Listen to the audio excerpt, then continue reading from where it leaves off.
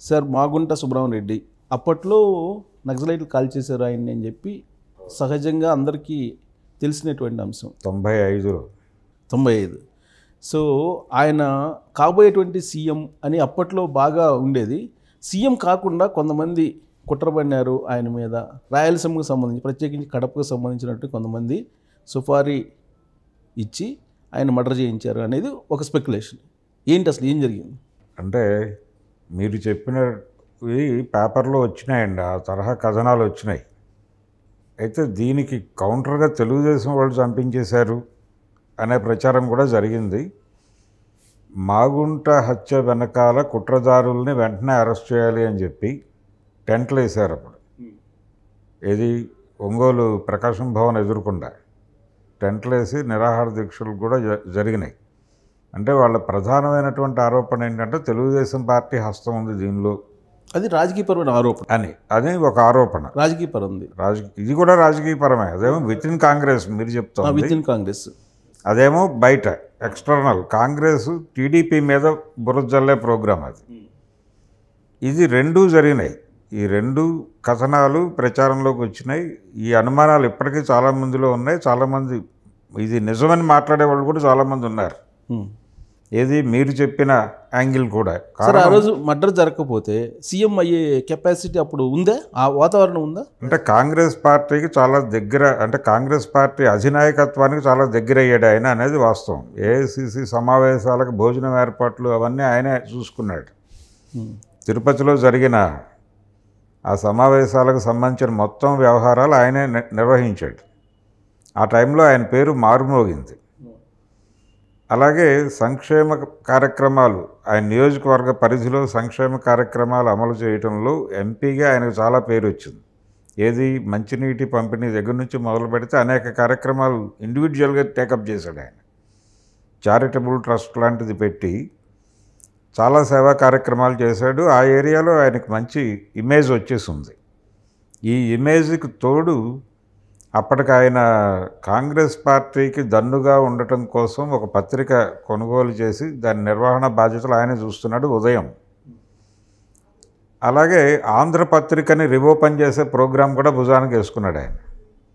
ఆంధ్రపత్రికని reopen చేయడానికి ఇక్కడే మన హైదరాబాద్లో ఈ బేగంపేట రోడ్లోనే ఒక ఆఫీస్ తీసుకుని కార్యక్రమం మొదలుపెట్టాడు ఆయన. మొదలుపెట్టాడు స్ట్రైట్ వైడ్గా స్టాఫ్ కోసం, ట్రైనీస్ కోసం అని చెప్పి ఒక టెస్ట్ పెట్టారు. ఇదంతా నడుస్తున్న టైంలోనే ఎన్టీ రామారావు గెలవటం 94లో, గెలిచిన మరుక్షణం ఆయన మద్యపాన నిషేధం ఫైల్ మీద సంతకం పెట్టడం. ఈ మద్యపాన నిషేధం ఫైల్ మీద సంతకం పెట్టిన తర్వాత ఈయన ప్రధాన వ్యాపారం లిక్కర్ బిజినెస్. అవును, ఈయన లిక్కర్ మీద వచ్చిన డబ్బులతో ఈ పత్రికా నిర్వహణలు ఇవన్నీ పెద్దగా ఆయనకి భారంగా అనిపించేవి కాదు. అవును సరే, ఒకటి పత్రికా నిర్వహణ, పత్రికల రంగంలోకి ఎంటర్ అయ్యారనంటే ఖచ్చితంగా సీఎం కావాలనేటువంటి ఒక లక్ష్యం అయితే ఆయనకు ఉండేది అప్పట్లో. డెఫినెట్గా, అంటే ఆయనకు ఉన్నట్టుగా ఆయన ఎక్కడా ఎక్స్పోజ్ కాలేదు. కానీ ఆ ప్రోగ్రాం ఉంది, అధిష్టానానికి సన్నిహితంగా ఉన్నాడు కాబట్టి సీఎం పదవి కోసం యాస్పిరేటర్స్ చాలామందికి ఇతను ఒక పోటీదారుగా కనిపించే అవకాశం ఉంటుంది కదా. సో అప్పుడున్న యాస్పిరెంట్స్ ఎవరెవరు సార్ మాగుంట సుబ్రహ్మణ్యరెడ్డి పోటీగా? ఇప్పుడు అంతకంటే చాలా ముందు నుంచి సీఎం పదవి మీద కన్ను వేసి ఉన్నటువంటి రాజశేఖర రెడ్డి గారు ఉన్నాడు. అంటే రాజశేఖర రెడ్డి ఎమ్మెల్యేగా ఎంపికైన మొదటి రోజు నుంచి ఆయన సీఎం కావాలి అనే ప్రోగ్రాంలోనే ఉన్నాడు. ఒకసారి ఆయన రాజకీయ ప్రయాణం కనుక చూస్తే ఆయన రాష్ట్ర వ్యాప్తంగా, ఉమ్మడి రాష్ట్ర వ్యాప్తంగా ప్రతి జిల్లాలోనూ తనకంటూ ఒక మనిషి ఉండాలి అనేటువంటి ఒక డిజైన్ చేసుకున్నాడు. ఆయన పేరు పెట్టి కూడా పిలుస్తారు ఎక్కడికి పోయినా కానీ. అంతే, లేదు ఆయన మనుషులు ఉంటారు ప్రతి జిల్లాలో. వాళ్ళ మనుషుల్ని కూడా ఈయన పేరు పెట్టి పిలిచేంత సాన్నిహిత్యం ఉంటుంది. ఆ సాన్నిహిత్యం ఏర్పాటు చేసుకున్నాడు ఆయన. ఒక నెట్వర్క్ ఏర్పాటు చేసుకున్నాడు స్ట్రైట్ వైడ్. ఒక ఎమ్మెల్యేకి అక్కర్లేదు అది. అక్కడ రాయలసీమలో ఇంకొక ఆస్పిరెంట్ ఎవరు సార్? కోట్ల విజయభాస్కర్ రెడ్డి. విజయభాస్కర్ రెడ్డి ఆస్పిరెంట్ అని చెప్పలేమండి, ఆల్రెడీ చేసున్నాడు. ఆయన విచిత్రం ఏంటంటే ఆయన పొలిటికల్ కెరియర్లో ఆయన 2 సార్లు ఎన్టీ రామారావుకి వెండిపళ్ళెంలో పెట్టి అధికారం అప్పచెప్పినటువంటి ఒక రికార్డు ఉంది ఆయనకి. అయితే ఆ టైంలో ప్రధానంగా వైఎస్ఏ ఉన్నాడు కాంగ్రెస్ పార్టీలో ఆస్పిరెంట్గా. మొదటి నుంచి యుద్ధం చేస్తున్నాడు ఆయన. యుద్ధరంగంలో ఉన్నాడు ఆయన. సో ఇప్పుడు ఆ రోజు వచ్చిన స్పెక్యులేషన్స్లో మాగుంట సుబ్రహ్మణ్యుడిని సీఎం అవుతాడు, పోటీ లేకుండా చేయాలని కడపలో నుంచి కొంతమంది సుపారీ ఇచ్చారు అని అంటే ఎవరి మీద అనుమానించాలి? వైఎస్ మీదే డౌట్ ఉండాలండి. అంతకు మించి వేరే అవకాశాలు లేవు. ఇంకెవరున్నారు? మైసూరారెడ్డి ఉన్నాడు ఆ ప్రాంతం నుంచి. అప్పటికి పాలిటిక్స్లో యాక్టివ్గా ఉన్నాడు, కానీ ఆయన పోటీదారు అయి ఉండే అవకాశం లేదు.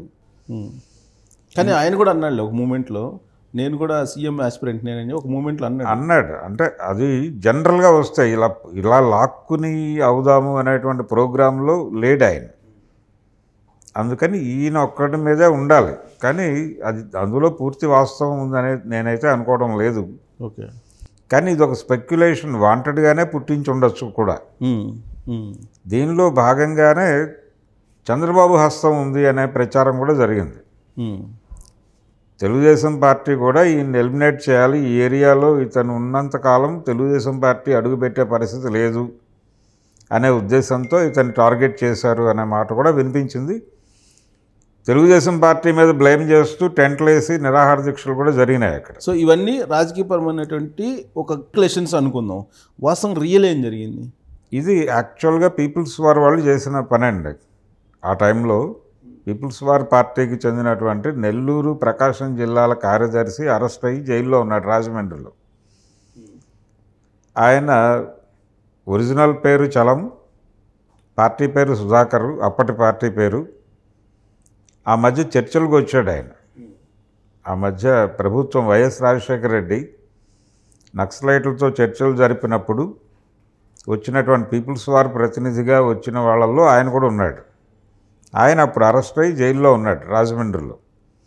ఆయనతో పాటు రీజనల్ కమిటీలో ఉన్నటువంటి అశోక్ అనే ఆయన ఇప్పుడు బయటకు వచ్చేసాడు, ఏదో ఆయన వృత్తి ఆయన చేసుకుంటున్నాడు. ఆయన కూడా అరెస్ట్ అయ్యి రాజమండ్రి జైల్లోనే ఉన్నాడు అప్పుడు. ఇలా వీళ్ళందరినీ విడిపించుకోవాలి అని అనుకుంది పార్టీ. విడిపించుకోవాలి అనుకున్నప్పుడు ఆ టైంలో ఒక కిడ్నాప్ చేసి ప్రభుత్వాన్ని బెదిరించడం ద్వారా మా నాయకుల్ని విడుదల చేయండి అని అడగటం అనేది ఒక ప్రోగ్రామ్గా ఉండేది. మీకు గుర్తుండేది అయితే నిమ్మలూరు భాస్కర్ రావుని వైజాగ్లో అరెస్ట్ చేశారు 91 ఆ ప్రాంతాల్లో.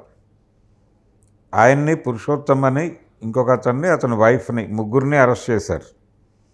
అరెస్ట్ చేసి వైజాగ్ జైలుకి తరలించారు.